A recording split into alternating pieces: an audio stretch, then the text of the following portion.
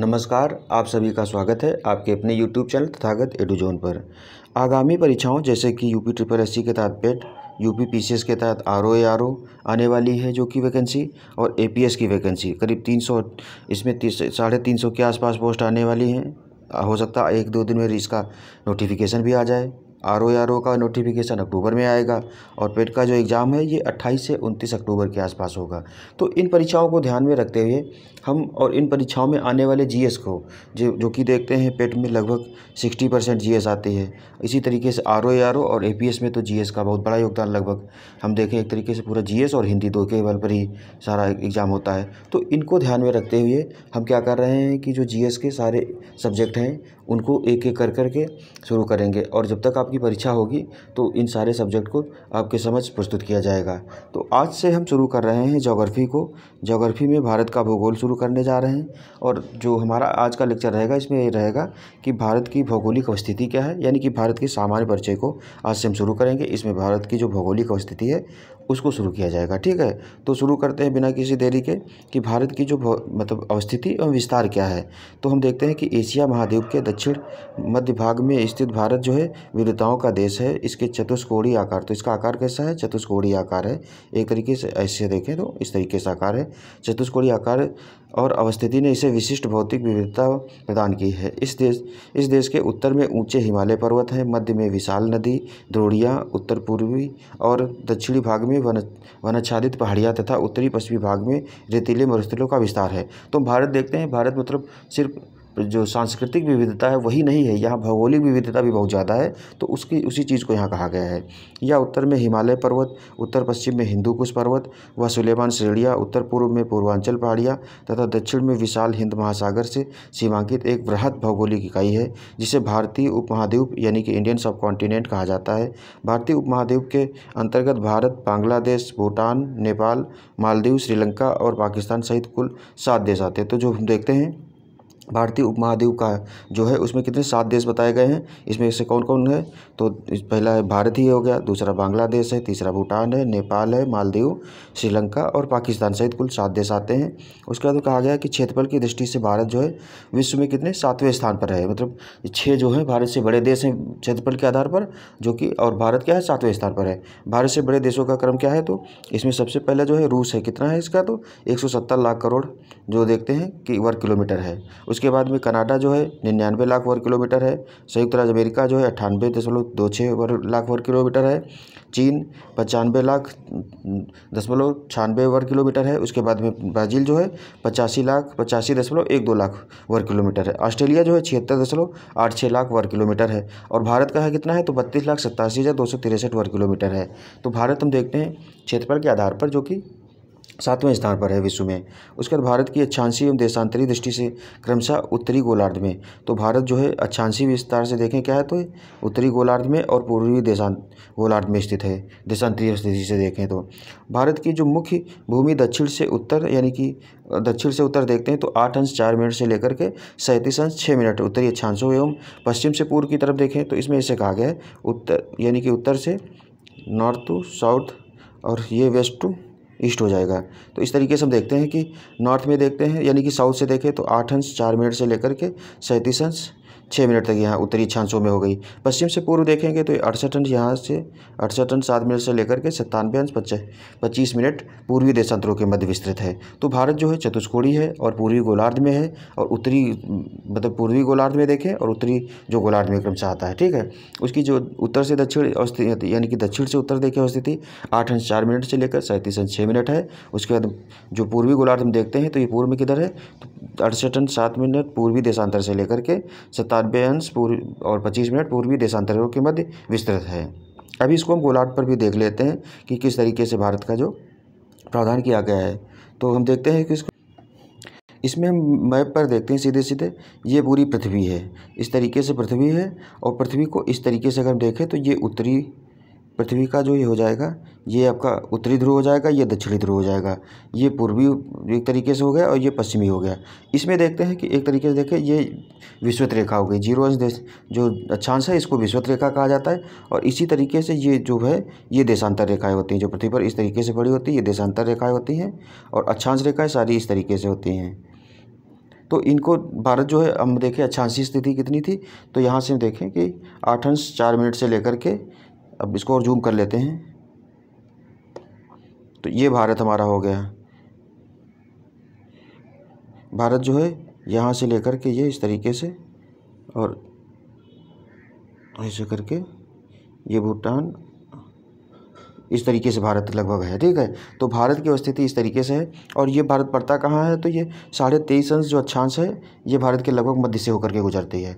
तो भारत उत्तरी अक्षांश और जो कर्क यानी कि जो विषुवत रेखा है वो यहाँ से नीचे से जा कर के जाती है। तो हम यहाँ से देखते हैं 8:04 से भारत जो है 8 अंश, यहाँ से 8:04 से लेकर के 37:06 यहाँ तक है उत्तर में। पूर्वी गोलार्ध में देखें तो 68:07 से लेकर के यहाँ 97:25 इधर तक पूर्वी देशांतर में पाया जाता है। इसकी जो अवस्थिति है इस तरीके से गोलार्ध में दिखाई गई है। इसके पड़ोसी देशों में देखते हैं तो पाकिस्तान हो गया, इधर ये पाकिस्तान हो गया, अफ़गानिस्तान हो गया, ये इतना बड़ा चाइना है यहाँ लगा है, नेपाल ये हो गया, भूटान ये हो गया, म्यांमार इधर हो गया, उसके बाद श्रीलंका बगल में आता है। तो ये जो हम देखते हैं स्थलीय सीमा से लगे इतने देश हैं भारत के, और जलीय सीमा से श्रीलंका इधर हो गया, इधर नीचे मालदीव है आसपास में, और जो भारत का बे ऑफ बंगाल यहाँ पर है, अरब सागर ये है, ये पूरा हिंद महासागर है। और बगल में क्या देखते हैं तो यहाँ पर अंडमान निकोबार द्वीप है, यहाँ पर लक्षद्वीप आता है छोटा सा।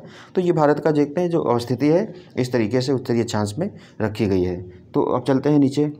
अब ग्लोब में भारत की अवस्थिति देखने के बाद हम देखते हैं कि जो भारत के यानी कि भारत की जो अवस्थिति है उत्तर से और उत्तर दक्षिण पूर्व पश्चिम में, तो इसमें कहा गया है कि जो भारत के यानी कि सबसे उत्तरी बिंदु कौन सा है, सबसे दक्षिणी बिंदु कौन सा है, सबसे पश्चिमी बिंदु कौन सा है और सबसे पूर्वी बिंदु कौन सा है। तो इस तरीके से हम देखते हैं कि जो दक्षिणतम बिंदु है भारत का यानी कि यहाँ पर ये कौन सा इंदिरा पॉइंट है, ये ग्रेट निकोबार द्वीप पर स्थित है। जो बंगाल की खाड़ी में अंडमान निकोबार बताया था उसी का भाग है ग्रेट निकोबार, वहाँ पर ये इंदिरा पॉइंट पाया जाता है। उत्तरी बिंदु जो है उत्तरतम बिंदु कहाँ है, तो इंदिरा कॉल लद्दाख में स्थित है। अभी मैप भी हम दिखा देंगे आपको। तो ये कहाँ पर है, लद्दाख में स्थित है। ये कहाँ पर है, इंदिरा कॉल यहाँ पर है। फिर पश्चिमोत्तर बिंदु कहाँ पर है, तो ये गुजरात के गौहरमाता में इधर साइड में ये पश्चिमी बिंदु है। कहाँ, गौहरमाता गुजरात में है। पूर्वोत्तर बिंदु देखते हैं तो ये इधर जो अरुणाचल प्रदेश में है, किबुथु जगह है।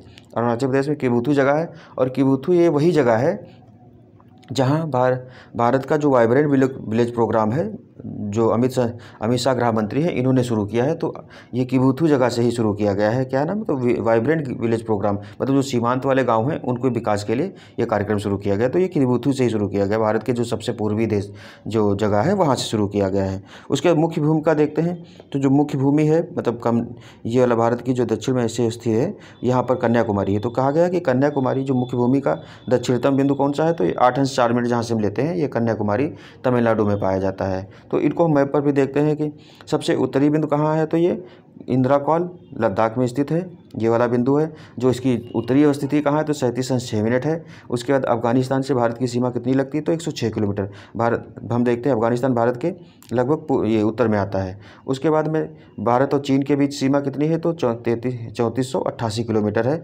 यहाँ से लेकर के ये पूरी सीमा चाइना से ही लगती है। इधर ये नेपाल बीच में आ जाता है ऐसे। उसका नेपाल से भारत की सीमा जो लगती है 1751 किलोमीटर लगती है। भूटान से भारत की सीमा 699 किलोमीटर लगती है। ये भारत की जो पश्चिम से पूर्वी स्थिति है कितनी है, तो 97.25 किलो यानी कि 97:25 रही है। उसके बाद किबुथु जो जगह है ये अरुणाचल प्रदेश में पड़ती है। ये सबका भारत का सबसे पूर्वी स्थान है, इस तरीके से हम देखते हैं। उसके बाद में नीचे आते हैं तो बांग्लादेश से भारत की यानी कि म्यांमार से भारत की सीमा कितनी है, तो 1643 किलोमीटर है। उसके बाद बांग्लादेश से इस तरीके से सीमा है, ये कितनी है, तो 4096 किलोमीटर है। और जो किलोमीटर है सबसे ज़्यादा जो भारत की सीमा लगती है किसी देश से, वो बांग्लादेश से ही लगती है। कितनी, 4096 किलोमीटर आती है। और दूसरे नंबर पर आती है चाइना के साथ। अब ये जो बंगाल की खाड़ी है, तो बंगाल की खाड़ी में हम देखते हैं यहाँ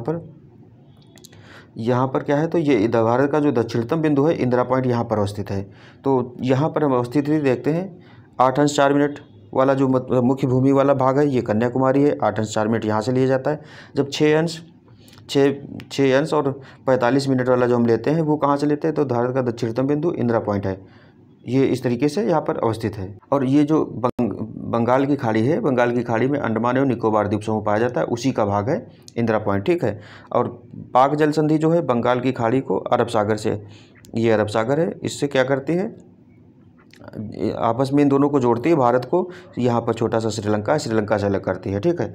और उसके बाद में कहा गया जो भारत की तटरेखा है उसकी लंबाई कितनी है, तो 7516.6 किलोमीटर है। इस तरीके से यहाँ से देखें अगर हम, ये पूरी जो तटरेखा की लंबाई है कितनी है, तो 7516 किलोमीटर है। उसके बाद लक्षद्वीप ये छोटा सा बना है भारत का, दादरा नगर हवेली यहाँ पर है अरब सागर के तट में। उसके बाद भारत का जो सबसे पश्चिमी बिंदु है, ये पश्चिम से पूर्व विस्तार जो है देखते हैं तो कितना पश्चिमी बिंदु, ये 68 अंश 7 मिनट से लेकर के यानी कि गौरमाता यानी गुजरात में स्थित है। इसका पश्चिमोत्तर बिंदु भारत का है। और पूर्वी बिंदु कौन सा है, किबुथु है। उसके बाद में भारत और पाकिस्तान के बीच सीमा रेखा कितनी है, तो 3323 किलोमीटर मतलब सीमा साझा करते हैं दोनों देश। अब इसमें कहा गया भारत का पूर्व से पश्चिमी विस्तार जो है वो कितना है, तो 2933 किलोमीटर है। और 3233 किलोमीटर कितना है, तो उत्तर से दक्षिणी विस्तार है। इस तरीके देश की राजधानी नई दिल्ली है।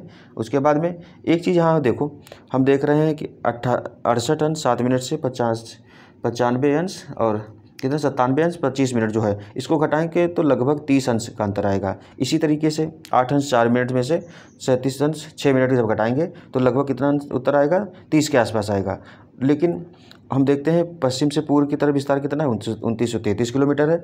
और उत्तर से दक्षिण विस्तार कितना है इसका, तो 3214 किलोमीटर है। तो ये जो बीच में 2933 और 3214 के बीच में जो अंतर आता है, इसको जब हम समझते हैं तो इसमें देखते हैं कि भारत की जैसे ये ग्लोब हो गया, ग्लोब में जो बीच की रेखा ये 0 अंश देशांतर जो अक्षांश है, इसको अक्षांश रेखा कहा जाता है। विषुवत रेखा जो है इसको अक्षांश रेखा कहा जाता है। यानी कि जो विषुवत रेखा है 0 अंश विषुवत, ये कितने 0 अंश अक्षांश है। इसी तरीके से ये जो पड़ी वाली रेखाएं होती हैं, खड़ी वाली यानी कि ये कौन सी, ये देशांतर रेखाएं होती हैं। तो हम देखते हैं कि जो जितनी भी अक्षांश रेखाएं हैं उनके बीच की दूरी जो होती है, ये जितनी यहाँ पर है उतनी यहाँ चले जाओगे, यहाँ चले जाओगे और 90 अंश अक्षांश पर चले जाओगे तभी भी उतनी ही रहेगी।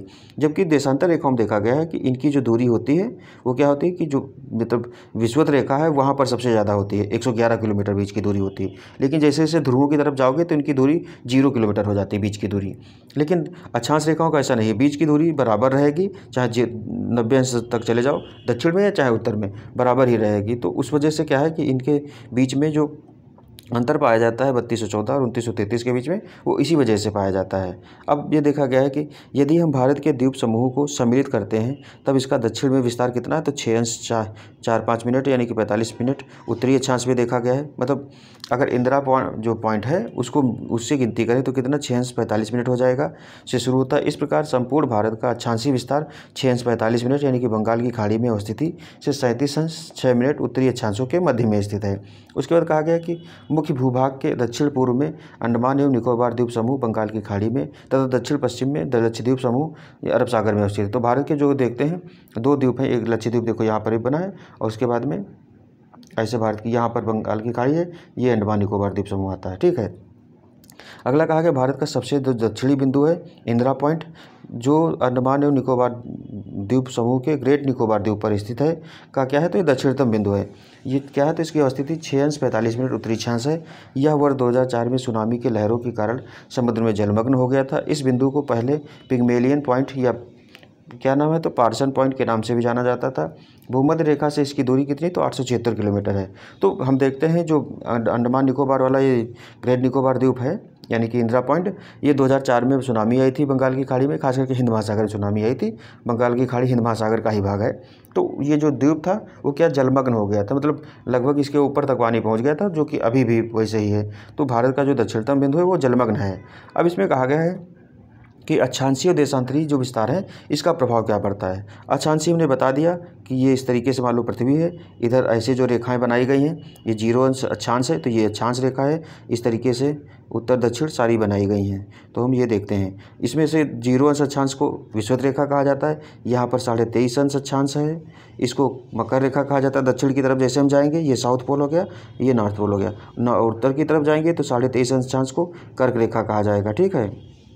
66.5 अंश आती है, इसको मतलब विषुवतीय जो उपोष्ण आर्द्र वाला क्षेत्र आ जाता है उसके एरिया, यहाँ भी 66.5 अंश। फिर 90 अंश अक्षांश को उत्तरी ध्रुव कहा जाता है और 90 अंश अक्षांश दक्षिण में, इसको दक्षिणी ध्रुव कहा जाता है।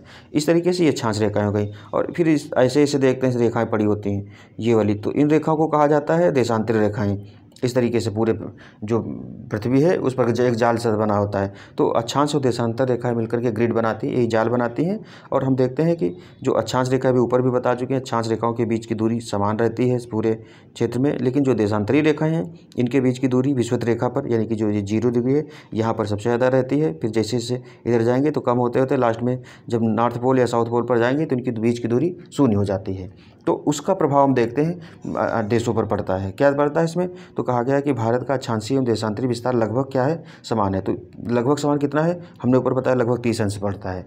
परंतु भूमि पर दोनों में वास्तविक दूरी समान नहीं है। क्योंकि वास्तविक दूरी समान नहीं क्यों? हम देखते हैं पूर्व से पश्चिम, जो पूर्व इधर पूर्व से लेकर के यानी कि ईस्ट से लेकर के वेस्ट कितना है, तो 2933 किलोमीटर की दूरी इनके बीच में। और नॉर्थ से साउथ देखते हैं तो कितनी है, तो 3214 किलोमीटर है। अब ये जो अंतर बीच में इनके आता है ये इसी वजह से आता है, अक्षांश और देशांतर रेखाओं के बीच की जो गैपिंग है वो ध्रुवों पर जैसे जैसे देशांतर रेखाओं की कम होती जाती है, उस वजह से उनकी बीच की दूरी भी कम हो जाती है। तो उसमें कहा गया परंतु भूमि पर दोनों में वास्तविक दूरी समान नहीं है, क्योंकि दो देशांतरों के बीच की दूरी जो है ध्रुवों की ओर कम होती जाती है, ये भी हमने बताया आपको।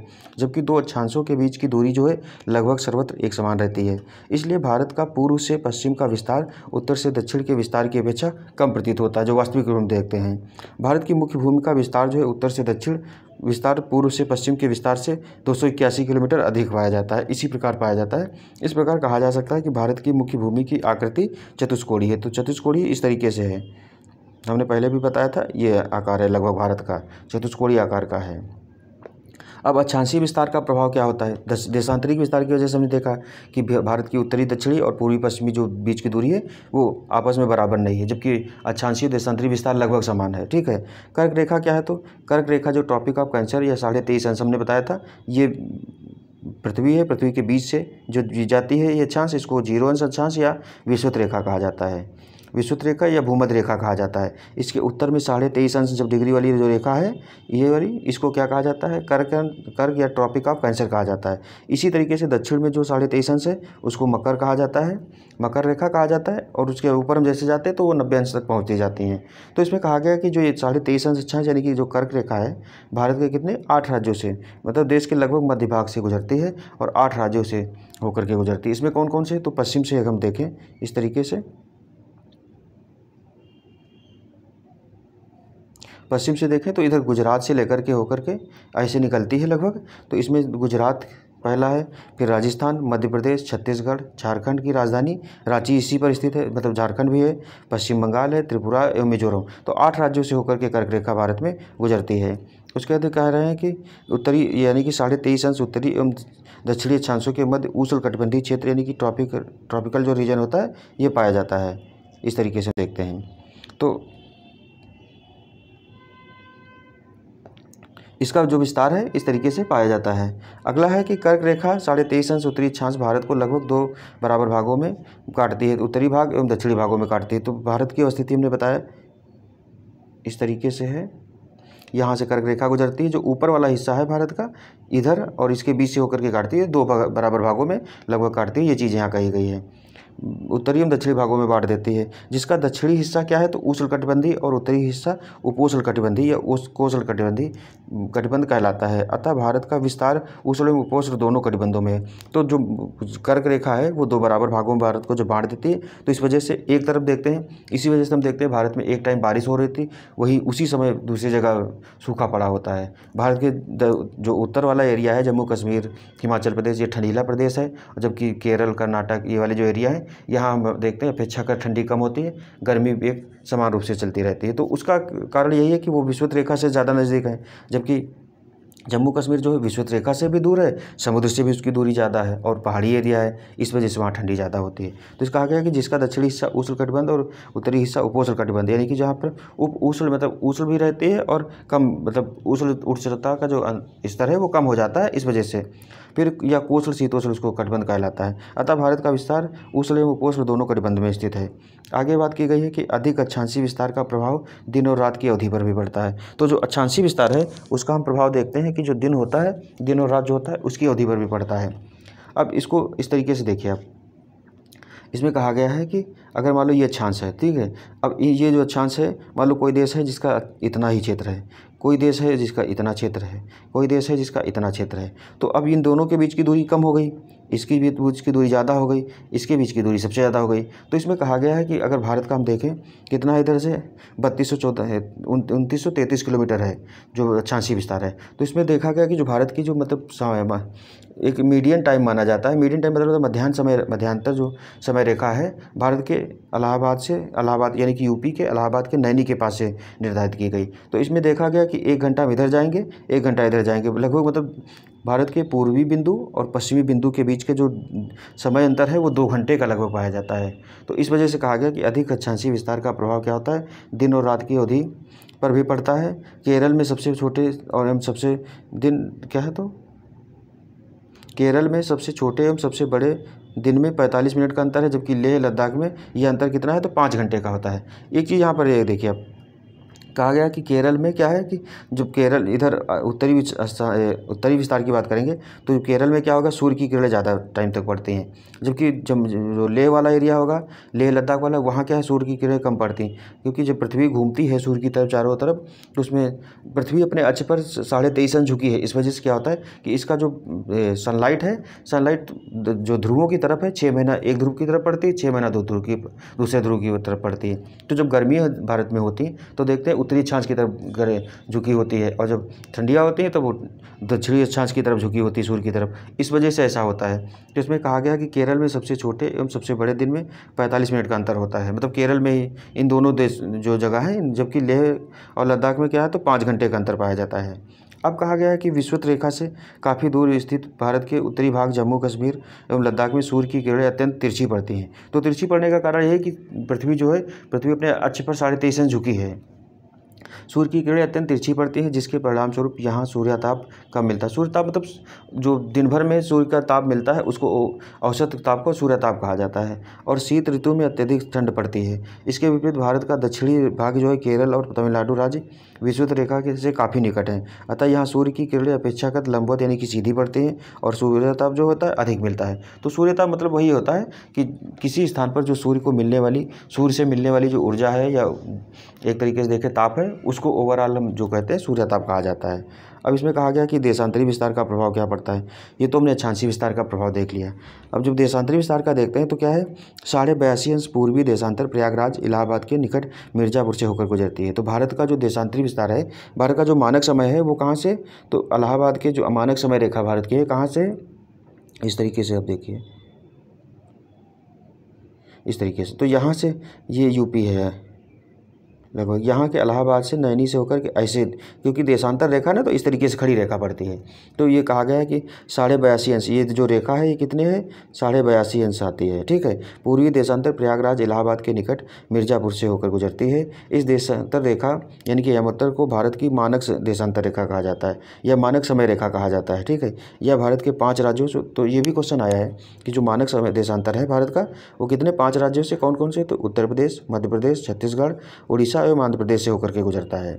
मानक मध्याह्न रेखा यानी कि जहाँ से समय भारत का डिसाइड किया जाता है, रेखा चुनते समय इस बात का ध्यान रखा जाता है कि वह देश के बीचों बीच में से गुजरती हो।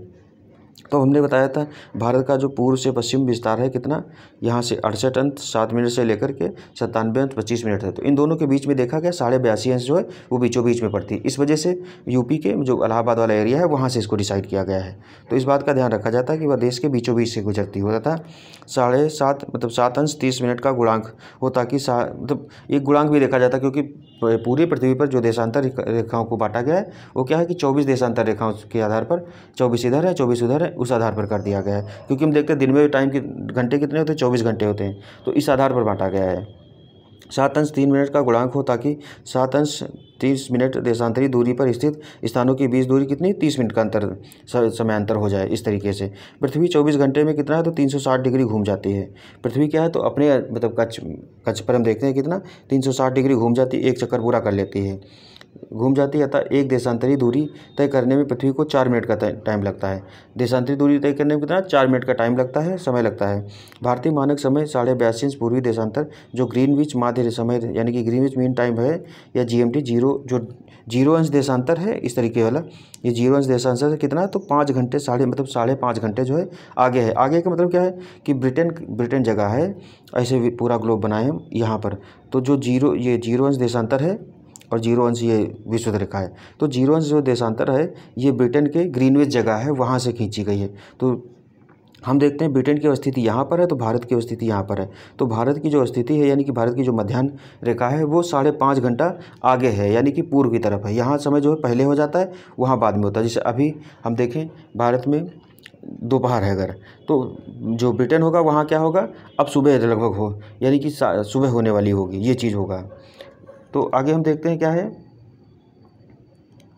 30 मिनट आगे है। भारतीय मानक समय के कारण ही भारत में घड़ियां सभी जगह एक ही समय में बताती हैं, क्योंकि घड़ियां जो होती हैं वो मानक समय के हिसाब से काम करती हैं। जबकि पूर्वोत्तर राज्य और अरुणाचल प्रदेश में सूर्योदय गुजरात कच्छ की तुलना में लगभग 2 घंटे पहले हो जाता है। तो भारत का जो उत्तरी अक्षांश और पूर्वी और पश्चिमी विस्तार है उसकी वजह से यहाँ जो कि बितु यानी कि जो पूर्वी भारत है यहाँ सूर्य पहले उदय होगा, फिर धीरे धीरे इधर आएगा।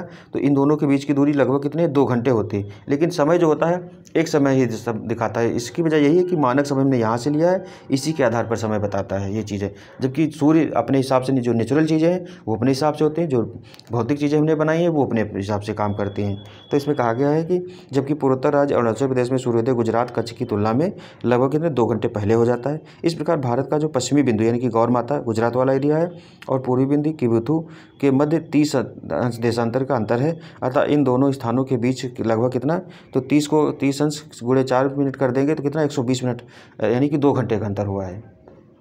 कुछ ऐसे देश हैं जिनमें अधिक पूर्व पश्चिम विस्तार के कारण एक से अधिक मानक समय देशांतर रेखा बनाए। अब जैसे भारत के बीच में 30 अंश का ही जो अंतर देखते हैं, तो इस वजह से यहाँ एक बनाया गया है। लेकिन कुछ ऐसे देश हैं जैसे कि हम देखते हैं अमेरिका हो गया, तो उसके बीच में भारत का लगभग ज़्यादा क्षेत्र है, जिसे भारत से ज़्यादा चौड़ाई में, जैसे भारत का पूर्वी पश्चिमी विस्तार 30 मिनट का ही अंतर लाता है, लेकिन उनके बीच में अंतर मान लो 60 अंश का है, तो फिर उनके बीच में ज़्यादा मानक समय हो जाएंगे। तो इसमें कहा गया है कि संयुक्त राज्य अमेरिका मुख्य भूमि में 6 मानक समय हैं, तो अमेरिका में कितने 6 मानक समय निर्धारित किए गए। इसी तरीके से जबकि रूस में कितने 11 समय कटिबंध बनाए गए। तो रूस का विस्तार और भी ज़्यादा है, बहुत ज़्यादा है। इस तरीके से हम रूस देखेंगे तो बता भी देंगे उस तरीके को।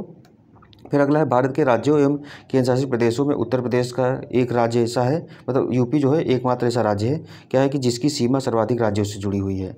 उत्तर प्रदेश की सीमा कुल 8 राज्यों से एवं एक केंद्र शासित प्रदेश दिल्ली से जुड़ी हुई है, जिसमें सर्वाधिक सीमा मध्य प्रदेश के साथ। तो यूपी जो है उसकी सीमा 8 राज्यों से लगी हुई है, मतलब यूपी ऐसा राज्य है जिसकी सीमा सबसे ज़्यादा राज्यों से लगी है। तो इसमें 8 राज्य हैं, एक केंद्र शासित प्रदेश दिल्ली है, ठीक है। इसमें जो मध्य प्रदेश से सीमा यूपी की है सबसे ज़्यादा लगी है, एवं सबसे कम सीमा जो लगी है वो हिमाचल प्रदेश से लगी है। हिमाचल प्रदेश से सिर्फ एकमात्र जिला लगा है, उसका नाम है सहारनपुर, और मध्य प्रदेश से ज़्यादा जिले लगे हैं। ये चीज़ हम देखते हैं। अगला है कि भारत की स्थल व तटीय सीमा रेखा क्या क्या है। तो इसमें हम देखते हैं कि भारत की स्थल सीमा रेखा अत्यंत विशाल है।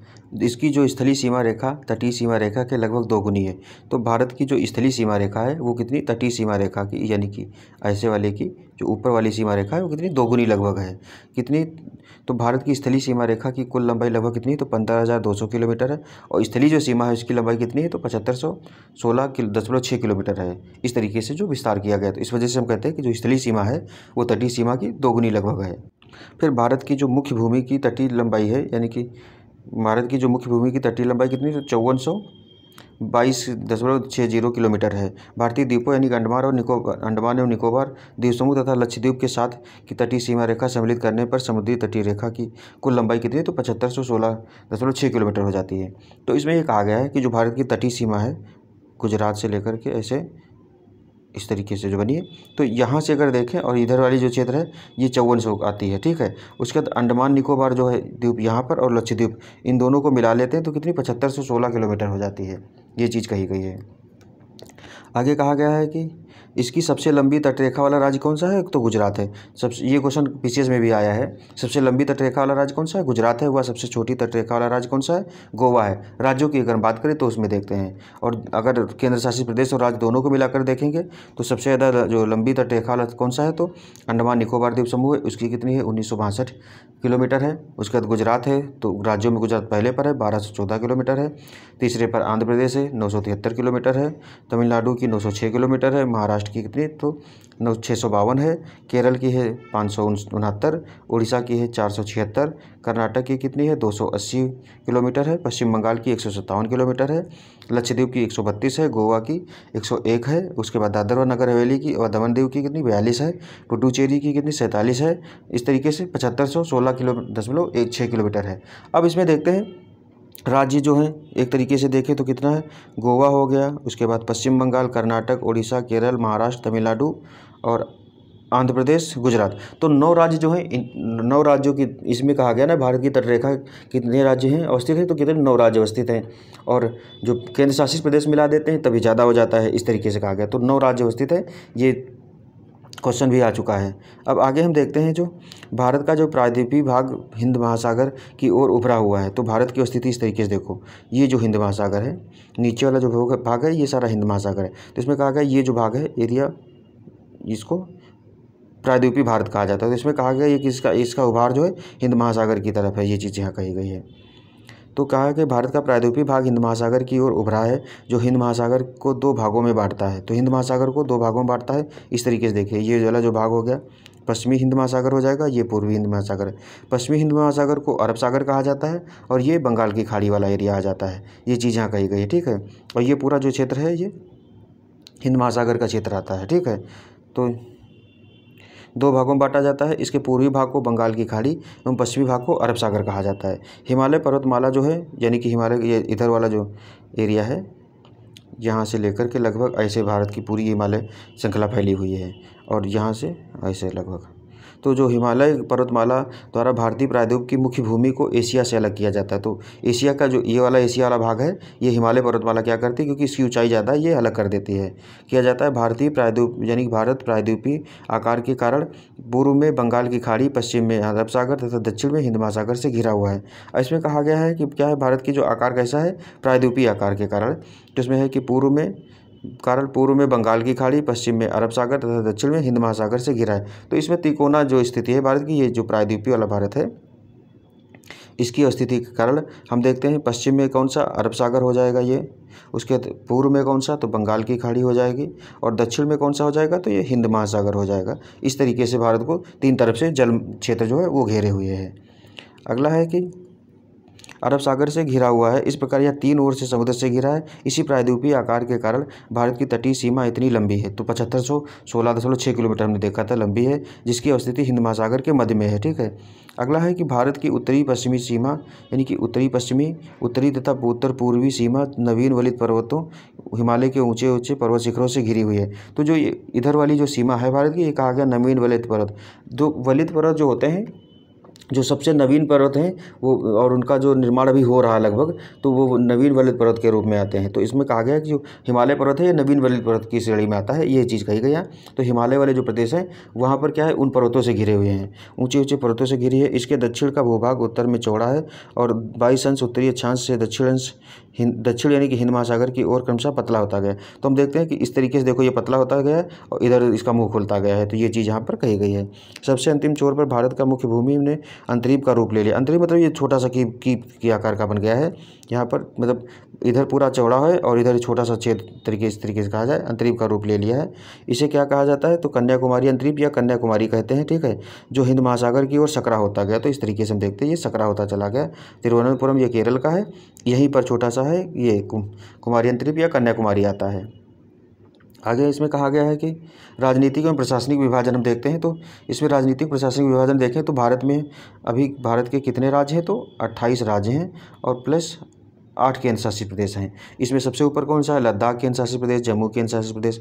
लद्दाख की राजधानी लेह है, श्रीनगर जम्मू की है, जम्मू कश्मीर की श्रीनगर और जम्मू दोनों है। फिर हिमाचल प्रदेश आता है, पंजाब है, उत्तराखंड है, हरियाणा है, दिल्ली है, राजस्थान है, गुजरात है, महाराष्ट्र है, कर्नाटक है। इधर नीचे आएंगे तो कौन सा हो गया, केरल है, तमिलनाडु है, आंध्र प्रदेश है, तेलंगाना नया बना था 2014 में, उसके बाद उड़ीसा है, छत्तीसगढ़ है, मध्य प्रदेश है, उत्तर प्रदेश है, उत्तराखंड पहले हो चुका है, फिर बिहार, झारखंड, पश्चिम बंगाल, सिक्किम हो गया, फिर असम तो आपका हो जाएगा, मेघालय, अरुणाचल प्रदेश सबसे ऊपर है, फिर नागालैंड, इधर मणिपुर, मिजोरम और ये त्रिपुरा छोटा। तो 28 राज्य और जो 8 केंद्र शासित प्रदेश है, तो इसमें देखेंगे लक्षद्वीप यहाँ पर है, पुडुचेरी ये वाला छोटा पुडुचेरी जो है ये 3 राज्यों में स्थित है। फिर अंडमान निकोबार द्वीप समूह, दादरा और नगर हवेली इधर हो गए, ऊपर हो जाएंगे कौन सा, तो ये आपका चंडीगढ़ और दिल्ली जो है, इस तरीके से 8 केंद्र शासित प्रदेश हो जाएंगे।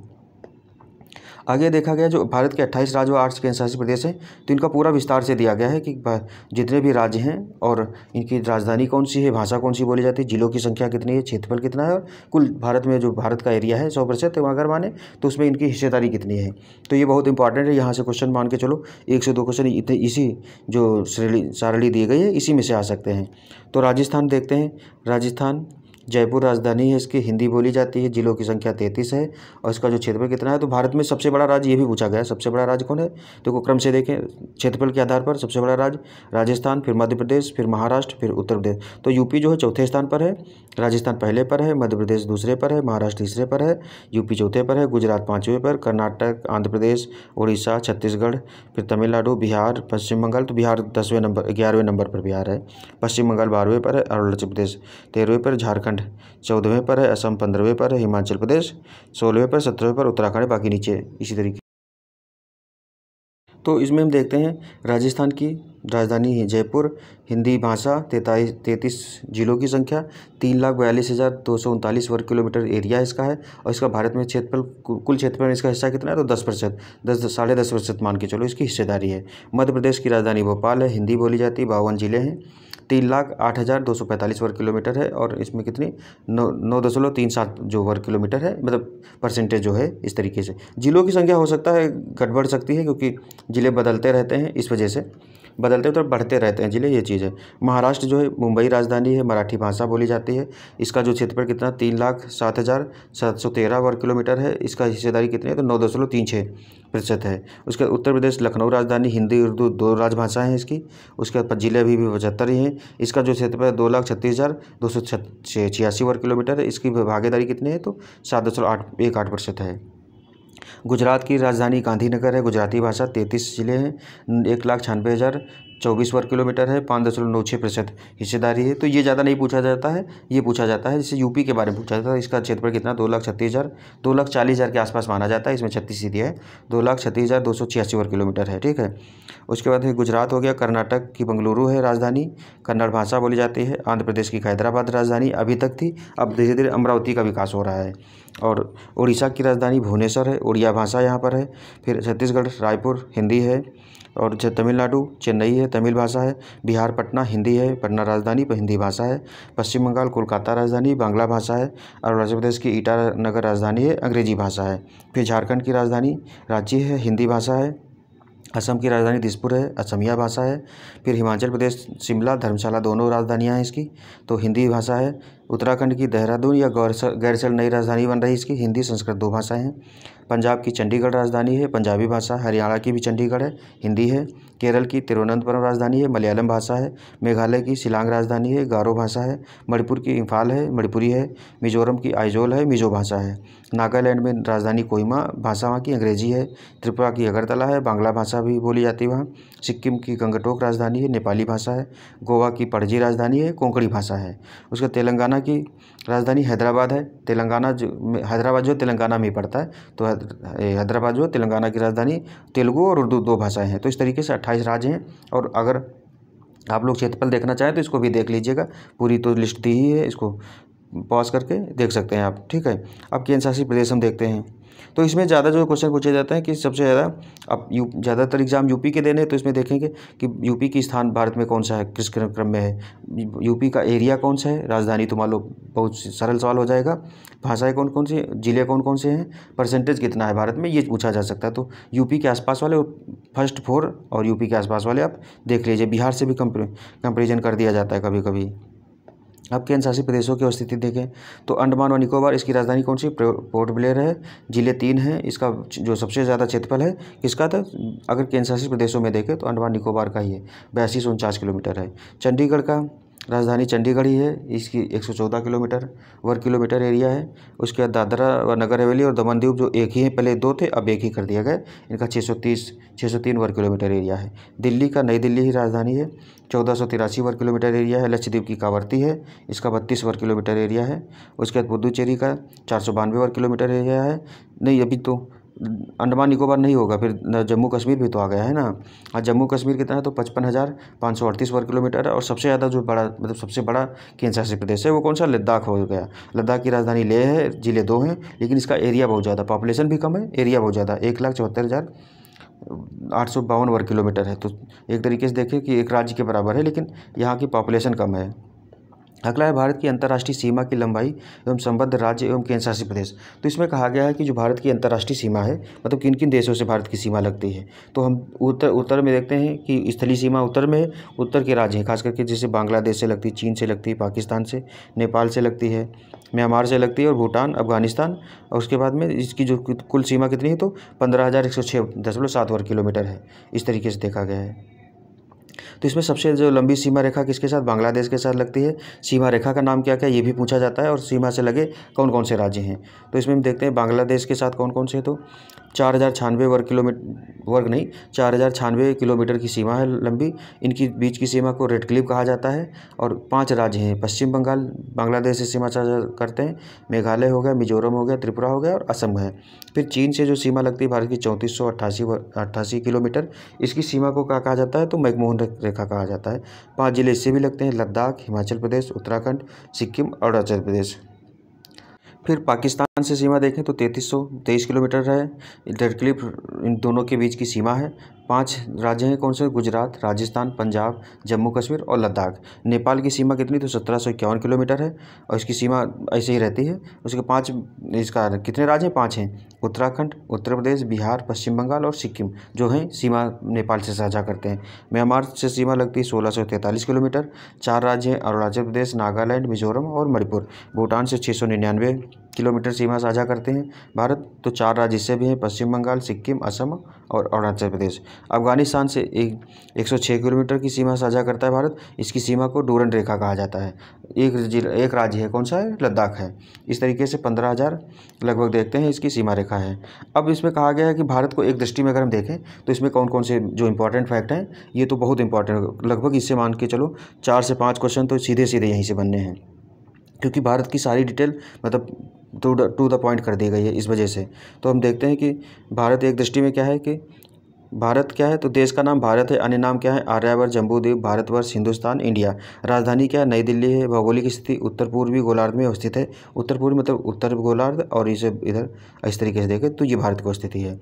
ज्यामितीय आकार क्या है? तो चतुष्कोणीय है, पहले बताया। अक्षांशीय विस्तार कितना है इसका? तो 8 अंश 4 मिनट से उत्तरी अक्षांश से लेकर के 37 अंश 6 मिनट उत्तरी अक्षांश तक है। देशांतरी विस्तार देखते हैं तो 68 अंश 7 मिनट से पूर्वी देशांतर से लेकर 97 अंश 25 मिनट पूर्वी देशांतर के मध्य है। मानक समय हम देखते हैं कहाँ है? तो 82.5 अंश पूर्वी देशांतर जो है प्रयागराज इलाहाबाद के समीप से मिर्ज़ापुर के का समय ग्रीनविच माध्य समय से 5.5 घंटा, जो GMT है उससे 5.5 घंटा आगे है। 82.5 पूर्वी देशांतर भारत के 5 राज्यों कौन? उत्तर प्रदेश, मध्य प्रदेश, छत्तीसगढ़, उड़ीसा एवं आंध्र प्रदेश से होकर के गुजरती है। तो ये क्वेश्चन इसमें से कोई भी एक क्वेश्चन पूछ सकता है, ये चीज़ है। और खास करके पेट में तो एक क्वेश्चन आ जाए कोई बड़ी बात नहीं है। फिर अगला है भौगोलिक विस्तार की भारत का कितना है? तो लंबाई देखते हैं, उत्तर से दक्षिण इसकी लंबाई कितनी है? 3214 किलोमीटर है। इस तरीके से उत्तर से दक्षिण लंबाई कितनी है? तो 3214 किलोमीटर है। और पूर्व से पश्चिम लंबाई जो इसकी कितनी है? तो 2933 किलोमीटर है। ये वाला हो गया पूर्व से पश्चिम, ईस्ट टू वेस्ट, इस तरीके से। स्थलीय सीमा कितनी है? तो स्थलीय सीमा जो भारत के इस तरीके से लगे राज्य हैं तो 15,106 वर्ग किलोमीटर है, किलोमीटर लंबी है। जलीय जो सीमा है वो 7516 किलोमीटर लंबी सीमा है। जो प्रादेशिक सीमा जल सीमा है, तो प्रादेशिक जल सीमा क्या है? तो समुद्र से 12 समुद्री मील तक होती है। उसका संलग्न इसको कॉन्टिजियस जो भारत का एरिया है उसको कितने है? तो प्रादेशिक जल सीमा से आगे कितना? 24 समुद्री मील तक है। देखो इसको एक चीज़ हम समझ लेते हैं, आगे बाकी इसका मैप से भी देख लेंगे। भारत की जो समुद्री सीमा है उसकी जो लंबाई है, तो इसमें कहा गया जो भारत का ये समुद्री तट है इस तरीके से, तो इसमें कहा गया ये तट है जो भारत के तट से लेकर के 12 जो मील हैं समुद्री मील, वहाँ तक भारत की जो कौन सी हो जाएगी, ये टेरिटोरियल जल सीमा हो जाएगी, मतलब प्रादेशिक जल सीमा कितनी है, तो ये 12 किलोमीटर तक यहाँ तक हो जाएगी। फिर 12 किलोमीटर से लेकर के 24 मील, किलोमीटर तो माइल, जो समुद्री माइल होते हैं उनकी बात कर रहे हैं हम, ये 12 से लेकर के 24 माइल तक की कौन सी हो जाएगी, तो ये कॉन्टिज्यूअस जो एरिया है भारत का ये आ जाएगा, संलग्न क्षेत्र इसको बोलते हैं। फिर अनन्य आर्थिक क्षेत्र, इसको बोलते हैं इंक्लूसिव इकोनॉमिक जोन। तो यहाँ का संलग्न क्षेत्र से मतलब यहाँ से यहाँ वाले एरिया से लेकर के 200 जो समुद्री मील है वहाँ तक भारत का कॉन्टिज्यूअस क्षेत्र आता है। तो हम देखते हैं इसी तरीके से प्रादेशिक से मतलब टेरिटोरियल आर्मी होती है, और टेरिटोरियल आर्मी के बाद उसके बाद में जो राज्य का जो मतलब राज्य का गश्ती करने का एरिया जो होता है यहाँ तक होता है। यहाँ पे टेरिटोरियल जो मतलब नेवी होती है, कोस्ट गार्ड होती है, टेरिटोरियल पुलिस होती है, इस तरीके से हम देखते हैं। तो जो राज्य पुलिस यहाँ काम करती है, कोस्ट गार्ड यहाँ तक काम करते हैं, और जो नेवी होती है वो इधर इंक्लूसिव जो होता है भारत का वहाँ काम करती है। इस तरीके से उनका गठन भी किया जाता है। तो उसी चीज़ को यहाँ बताया गया है, ठीक है। तो भारत का जो प्रादेशिक जल सीमा देखते हैं कितना 12 समुद्री मील तक है, संलग्न क्षेत्र कितना है 12 से लेकर 24 मील समुद्री मील तक है, और जो अनन्य आर्थिक क्षेत्र है वो कितना 24 समुद्री मील से लेकर के 200 समुद्री मील तक दे पाया जाता है। अगला है जलवायु कैसी है भारत की, मानसूनी जलवायु है। क्षेत्रफल कितना 32,87,263 वर्ग किलोमीटर। विश्व के कुल क्षेत्रफल का प्रतिशत कितना 2.4% है भारत का। उसके बाद है विश्व क्षेत्रफल की दृष्टि से विश्व में स्थान कौन सा है, 7वां स्थान है। कुल जनसंख्या कितनी है, तो ये 2011 के आंकड़ों के आधार पर है।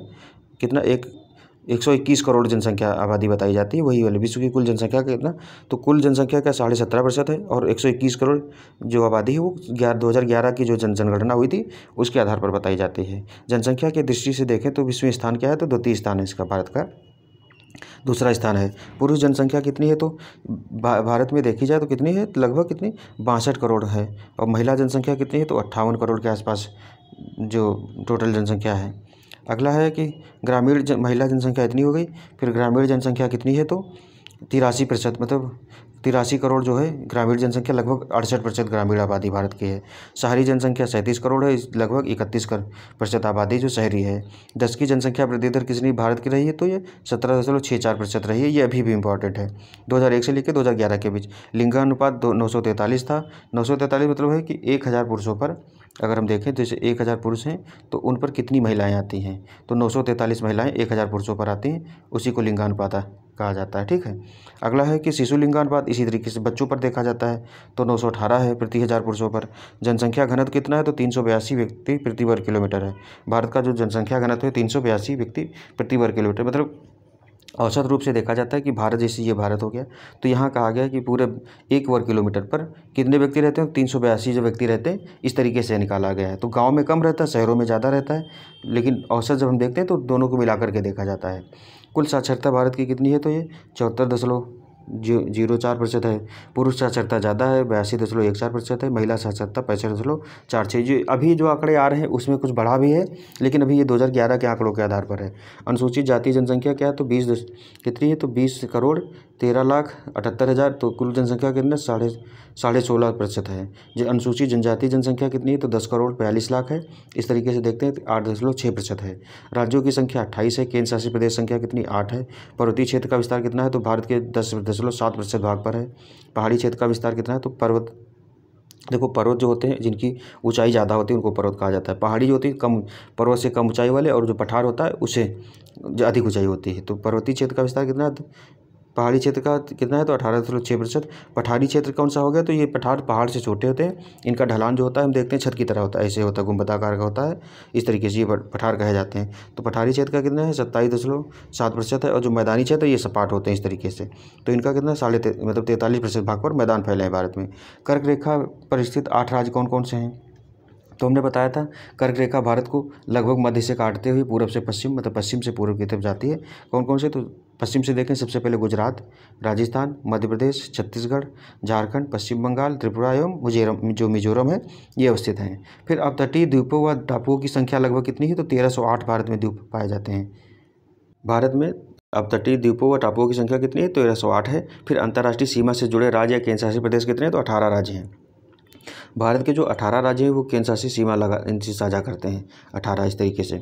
उसके बाद तेल शोधनशालाओं की संख्या कितनी है, तो 23 है। राष्ट्रीय राजमार्गों की संख्या कितनी, 962 अभी 31 दिसंबर 2022 तक के आंकड़े दिए गए। बड़े बंदरगाह 13 हैं, हम देखेंगे आगे बंदरगाह वाले पोर्शन पर। राष्ट्रीय पशु कौन सा है, बाघ है। राष्ट्रीय विरासत पशु हाथी है। राष्ट्रीय पक्षी कौन सा है, मोर है। राष्ट्रीय वृक्ष क्या है, तो बरगद है। राष्ट्रीय पुष्प कमल है। राष्ट्रीय चिन्ह क्या है, अशोक स्तंभ है। राष्ट्रीय गान जनगण मन है। राष्ट्रीय गीत कौन सा, वंदे मातरम है। राजकीय भाषा हिंदी है। राष्ट्रीय लिपि कौन सी है, तो देवनागरी लिपि है। राष्ट्रीय वाक्य कौन सा है, तो सत्यमेव जयते, जो कि जो भारत का अशोक चिन्ह है उस पर लिखा गया है। राष्ट्रीय नदी कौन सी है, गंगा डॉल्फिन है, गंगा है। राष्ट्रीय जलजीव कौन सा, गंगा डॉल्फिन है। भारत के जल क्षेत्र क्या है, तो भारत की जलीय सीमा को अंतर्राष्ट्रीय व्यवस्था के अनुरूप 3 मंडलों में वर्गीकृत किया गया है। अब प्रादेशिक सीमा जो हमने ऊपर बताया था, ये वाला टेरिटोरियल सी इसको कहा जाता है, या तटरेखा से। तो भारत का जैसे तटरेखा इस तरीके से देखें, लगभग इस तरीके से बना है। तो इसमें कहा गया है कि भारत की जो तटरेखा से 12 नॉटिकल मील, तो ये तटरेखा हो गई यहाँ से इस तरीके से, तो 12 नॉटिकल मील वाली जो क्षेत्र है इस तरीके से पूरा देखते हैं। इनके बीच की दूरी है कितना, 12 नॉटिकल मील, यानी कि समुद्री मील, नॉटिकल मील या समुद्री मील तक का क्षेत्र है। भारत को इस क्षेत्र में सभी प्रकार के संसाधनों के दोहन का पूर्ण अधिकार है। तो जो यहाँ तक एरिया है, तटरेखा से यहाँ तक का एरिया, जो यहाँ के जितने भी संसाधन मिलते हैं उसका दोहन भारत पूर्णतया कर सकता है। फिर संलग्न क्षेत्र जो होता है उसका कॉन्टिजियस जोन बोला जाता है, या प्रादेशिक जल सीमा, यानी कि यहाँ की जो जल सीमा है ये वाला एरिया, यहाँ से लेकर के अर्थात 12 नॉटिकल मील से 24 नॉटिकल मील, तो ये जो मतलब हो गया, ये करीब ऐसे देखें, ये वाला जो एरिया है ये 24, तो यहाँ से लेकर के ये जो बीच वाला एरिया है ये कॉन्टिजियस जोन कहा जाता है। तो इसमें क्या होता है कि मध्य स्थित है। अप्रवासी कानून यहाँ क्या क्या लागू होता है, अप्रवासी कानून भारत के जो कानून है, सीमा शुल्क भारत लागू कर सकता है। पर्यावरणीय स्वच्छता तथा राजकोषीय अधिकार से संबंधित कानून जो है इस क्षेत्र में लागू होते हैं। फिर अनन्य आर्थिक क्षेत्र होता है, ये किसी देश का मतलब उसका कितना, मतलब जो देश है उसका समुद्र के पास कितना विस्तार है उस आधार पर डिसाइड किया जाता है। तो इसको कहा जाता है एक्सक्लूसिव इकोनॉमिक जोन। तो EEZ जो है भारत का क्या 24 माइल से 24 समुद्री मील है, वहाँ से लेकर के 200 नॉटिकल माइल यानी कि समुद्री माइल तक के मध्य कुल 176 नॉटिकल माइल की चौड़ाई में स्थित है। तो इस क्षेत्र के अंतर्गत भारत को सागरीय जल शक्ति यानी कि क्या है, तो सागरीय जल शक्ति, सागरीय संसाधनों व जीवों का सर्वेक्षण, विदोहन यानी कि एक्सप्लॉयटेशन, संरक्षण और अनुसंधान की शक्ति एवं खनिज संपदा के विदोहन का अधिकार प्राप्त है। तो यहाँ भारत का अधिकार क्षेत्र आता है, लेकिन यहाँ से किसी को जाने से नहीं रोका जाता है क्योंकि भारत का अनन्य आर्थिक क्षेत्र है। लेकिन हाँ, भारत चाहे तो यहाँ किसी को क्या इन आधारों पे मना कर सकता है, कोई एक्सप्लॉयटेशन तो नहीं कर रहा है, वहाँ का जो जलीय जीव हैं, जलीय संसाधन है, उनका कोई भी दोहन या उनके हनन, उनको नुकसान तो नहीं पहुँचा रहा है। इस चीज़ों को देख करके भारत चाहे तो किसी पर प्रतिबंध लगा सकता है। अब ये चीज़ कही गई भारत के महत्वपूर्ण चैनल कौन कौन से हैं, तो चैनल का मतलब ये है कि जब जलीय अंश वाले जैसे हैं, हम देखते हैं कि जैसे 2 द्वीप हैं, इन द्वीपों के बीच में कौन सी जो अक्षांश है वो निकल होकर के गुजरती है, उसको चैनल कहा जाता है। या जो 2 द्वीपी हैं, इनके बीच से मान लो ये समुद्र है, ये समुद्र है, तो इन दोनों को मिलाने वाली रेखा कौन सी होती है, इस तरीके के आधार पर बांटा। तो 9 डिग्री चैनल है, ये लक्षद्वीप मिनिकॉय के मध्य स्थित है। 8 डिग्री चैनल मालदीव और मिनिकॉय के मध्य स्थित है। उसके ग्रेट या महान चैनल कौन सा है, तो सुमात्रा, इंडोनेशिया और निकोबार द्वीप, तो इधर साइड ये भारत अवस्थित है। बंगाल की खाड़ी में अंडमान निकोबार द्वीप समूह, इधर साइड इंडोनेशिया है, तो ये इंडोनेशिया और निकोबार के स्थित है। और जो ये मालदीव और लक्षद्वीप वाला है, तो ये भारत के इस तरफ वाला, इस वाला एरिया है, यहाँ पर स्थित है। पाक स्टेट या जलडमरू मध्य देखते हैं तो भारत और श्रीलंका के मध्य स्थित है। ये वाला जो एरिया भारत का है, यहाँ पर श्रीलंका है, तो इन दोनों के बीच में ये पाक स्टेट है। क्रीक माहिम या निवेशिका तो क्या है, एक पतली सी निवेशिका मुंबई में स्थित है, इसका माहिम क्रीक बोला जाता है। कच्छ की खाड़ी है, तो ये वाला जो भारत का इस तरीके से एरिया है, ये कच्छ की खाड़ी हो गई, ये कच्छ की खाड़ी हो गई। तो पश्चिमी गुजरात में स्थित है। खंभात की खाड़ी ये वाली हो गई यहाँ पर। पूर्वी गुजरात नर्मदा तापी का मुहाना है। लक्षद्वीप सागर कौन सा है, तो ये वाला एरिया लक्षद्वीप का आता है। मन्नार की खाड़ी कहाँ पर है, तो ये ऐसे यहाँ पर ये मन्नार की खाड़ी है। दक्षिणी पूर्वी तमिलनाडु और श्रीलंका के मध्य पाई जाती है। कोको स्टेट जलडमरू मध्य कहाँ है, तो कोको द्वीप म्यांमार और उत्तरी अंडमान सागर के मध्य स्थित है। अगला डंकन पास। तो डंकन पास जो है दक्षिणी अंडमान जो है और लघु अंडमान के मध्य स्थित है। डंकन पास जो अंडमान वाला हम जब देखेंगे द्वीप इस तरीके से अंडमान की स्थिति है। तो इसमें कहा गया दक्षिणी अंडमान जो एरिया है और कौन सा लघु अंडमान के बीच में स्थित है। तो यहाँ द्वीप है, इन दोनों द्वीपों के बीच है। 10 डिग्री चैनल जो है ये अंडमान को निकोबार द्वीप से अलग करता है। तो ऊपर वाले अंडमान हो गए, नीचे वाले निकोबार हो गए, इनके बीच जो है स्थित ये 10 डिग्री चैनल जो है इन दोनों को अलग करता है। तो इस तरीके से जो हमने भारत का सामान्य परिचय था उसको आज देखा है। अब अगले लेक्चर में हम फिर आगे के जो भारत की स्थिति है उसको लेकर के आएंगे। तो अभी जो हमारा ज्योग्राफी का पोर्शन है उसमें क्या है, भारत वाला जो भारतीय भूगोल है उसको लेकर के हम चल रहे हैं। तो आने वाले समय में और लेक्चर आते रहेंगे, तो आप लोग बने रहिए। तब तक के लिए आज का लेक्चर हमारा यहीं तक था। मिलते हैं अगले लेक्चर में, तब तक के लिए धन्यवाद। जय हिंद, जय भारत।